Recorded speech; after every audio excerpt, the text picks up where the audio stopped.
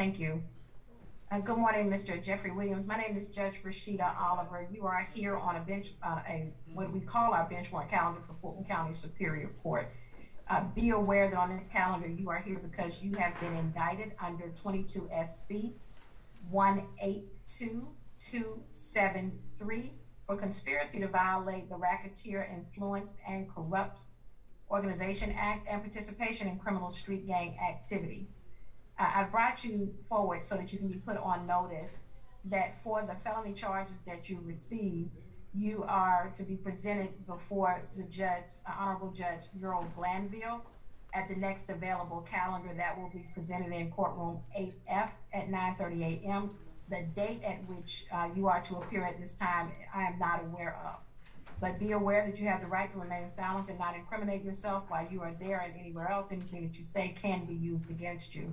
It is my understanding that you are being represented by Attorney Brian Steele, and the District Attorney's Office, Don Geary, are also on. So I wanted to make sure that you were fully aware of that.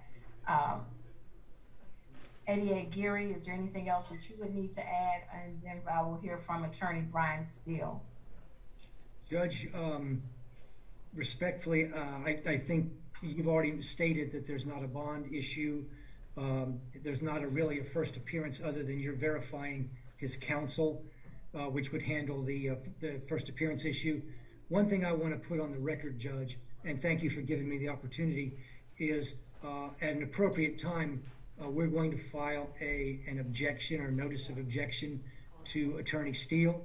While he's a brother attorney, he has represented multiple people on the indictment, and we feel that a conflict would exist, and we just want the record clear on that. At the appropriate time, we'll move forward with that.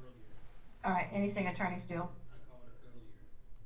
Good afternoon, Your Honor. Thank you so much, Mr. Williams. Your Honor, I do represent Mr. Williams. I've entered, or should be entered, an appearance as counsel.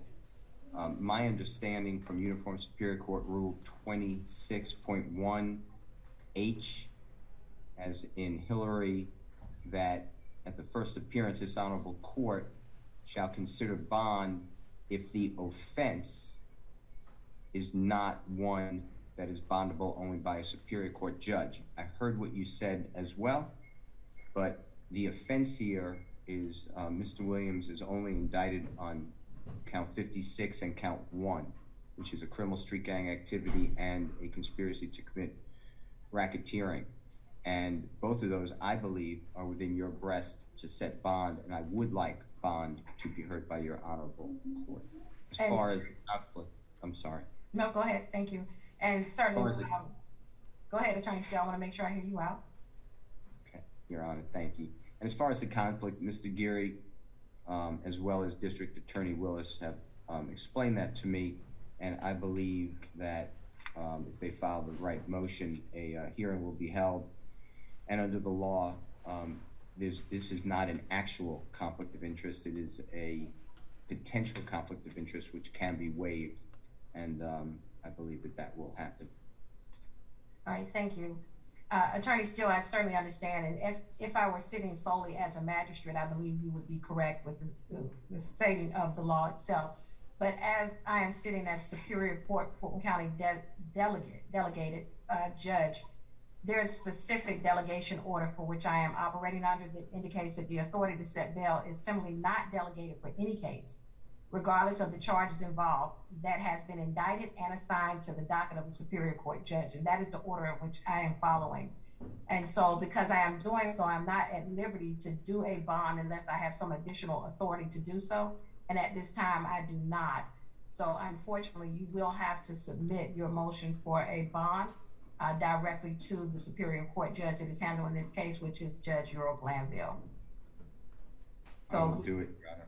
Right, certainly. So the order of the court on today is that he's been put on notice. He's not gotten a first appearance in that particular situation because he is indicted. He is not subject just to a warrant, and it was not a warrantless arrest. So that is where we stand at this time. Mr. Williams, I'm sure your attorney will reach out to you and give you further indication of what needs to happen in your case.